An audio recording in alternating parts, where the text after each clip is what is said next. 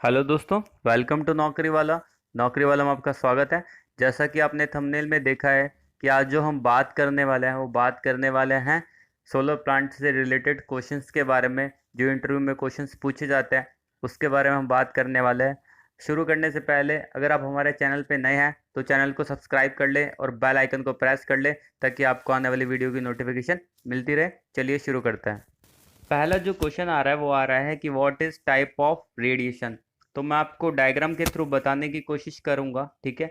अब से हम जो फोटोज लाएंगे उसके अंदर डायग्राम भी लेके आएंगे ताकि आपको अच्छे से समझ में आए।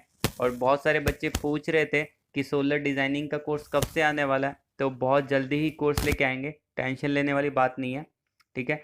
तो ये मान लेते हैं कि यहाँ पे एक सोलर पैनल लगा है। तो जो सन से डायरेक्टली रेडिएशन आ रहा है पैनल पे उसको हम बोलते हैं डायरेक्ट नॉर्मल इरेडियंस बोलते हैं, ठीक है। और जो रेडिएशन डिफ्यूज हो के आ रहा है, जैसे कि ये बादल है, मान लेते हैं यहाँ पे बादल है, तो बादल से टकरा के जो रेडिएशन डिफ्यूज हो के आ रहा है उसको बोलते हैं हम डिफ्यूज हॉरिजॉन्टल इरेडियंस बोलते हैं। और जो रेडिएशन अर्थ से टकरा के, जो घास और है वहाँ से टकरा के पैनल पे आ रहा है, तो उसको हम बोलते हैं ग्राउंड रिफ्लेक्टेड रेडिएशन।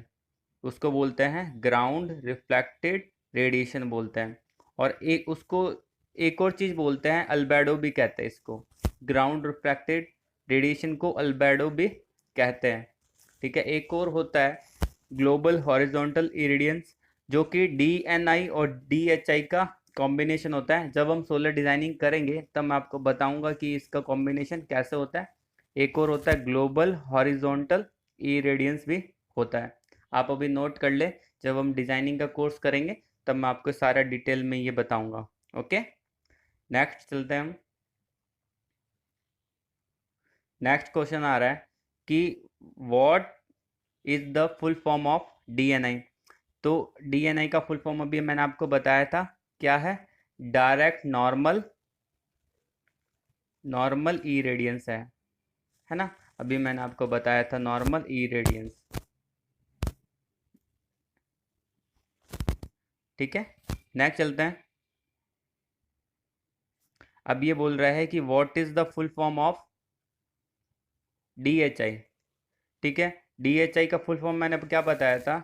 DHI का फुल फॉर्म मैंने बताया था डिफ्यूज हॉरिजॉन्टल ई रेडियंस, ठीक है। डिफ्यूज हॉरिजॉन्टल ई रेडियंस बताया था मैंने।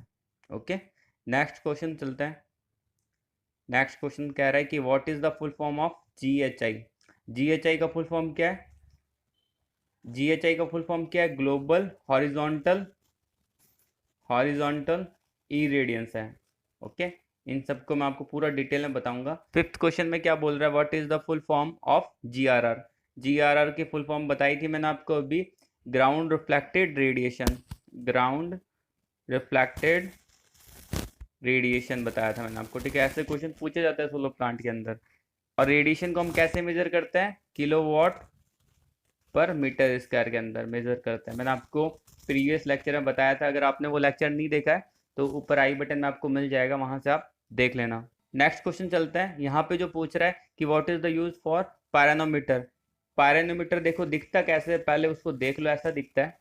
और इसका यूज क्या है कि अभी जो हमने रेडिएशन पढ़ा था ना, उसको क्या करता है? मेजर करता है, ठीक है। रेडिएशन को क्या करता है? ये मेजर्ड करता है। ये रेडिएशन को मेजर करने के लिए काम आता है। जैसे कि यहाँ पे मान लेते हैं कि सोलर पैनल लगा है, तो यहाँ पे क्या किया जाता है? पायरानोमीटर लगा दिया जाता है कि जो रेडिएशन सोलर पैनल पे आती है ना, सन की रेडिएशन, उसको क्या कर लेता है? मेजर कर लेता है ये। नेक्स्ट क्वेश्चन चलते हैं। यहाँ पे जो पूछ रहा है what is the wavelength of solar radiation. Solar radiation का वेवलेंथ कितना होता है? तो 400 नैनोमीटर से 700 नैनोमीटर। और सोलर रेडिएशन विजिबल लाइट में आता है, और विजिबल लाइट का 400 नैनोमीटर से लेके 700 नैनोमीटर होता है। 400 नैनोमीटर से लेके 700 नैनोमीटर तक उसका वेवलेंथ होता है। नेक्स्ट चलते हैं। यहाँ पे जो पूछ रहा है कि what is major difference between DC and AC। DC DC और AC में डिफरेंस मेजर क्या है? तो देखिए, मेजर डिफरेंस ये है कि यहाँ पे जो फ्रिक्वेंसी होती है DC के अंदर वो जीरो होती है, और एसी में फ्रिक्वेंसी क्या होती है, जीरो नहीं होती। मेजर डिफरेंस यही है। ऐसे क्वेश्चन भी पूछे जाते हैं प्लांट के अंदर, इंटरव्यू देने जाते हैं जब ऐसे क्वेश्चन भी पूछा जाता है कि डीसी और एसी में मेजर डिफरेंस क्या होता है। कुछ बच्चे कहते हैं कि शॉक लग जाता है डीसी के अंदर, और कुछ बच्चे कहते हैं कि एसी छूट जाता है। ऐसे ये भी ठीक है, लेकिन जो मेजर डिफरेंस ये होता है कि डीसी के अंदर जो फ्रिक्वेंसी होता है वो जीरो होता है और एसी में जीरो नहीं होता। नेक्स्ट क्वेश्चन आता है, वो पूछ रहा है कि व्हाट इज टिल्ट एंगल। तो मैं आपको बता देता हूँ, डायग्राम भी मैंने यहाँ पे डाल रखा है। तो टिल्ट एंगल क्या होता है, टिल्ट एंगल होता है कि जो सोलर पैनल होता है, जैसे कि सोलर पैनल है, इसके और ग्राउंड के बीच में जो एंगल रखते हैं ना, वो होता है हमारा क्या होता है, टिल्ट एंगल होता है। ठीक है, नेक्स्ट चलते हैं दोस्तों। आज का लास्ट क्वेश्चन है ये कि what is the range of tilt angle. ये भी क्वेश्चन बहुत बार पूछा जाता है। ये क्वेश्चन तो डिज़ाइन इंजीनियर के लिए पूछा जाता है कि टिल्ट एंगल की रेंज कितनी रखते हैं। तो टिल्ट एंगल की जो रेंज होती है वो 15 डिग्री से लेके 35 डिग्री के बीच में हम टिल्ट एंगल रखते हैं। ठीक है, आज का सवाल आपके लिए, इस सवाल का सब लोग रिप्लाई जरूर देना कमेंट बॉक्स के अंदर। ये क्वेश्चन ये है कि सोलर पैनल कौन सी एनर्जी को जनरेट करता है।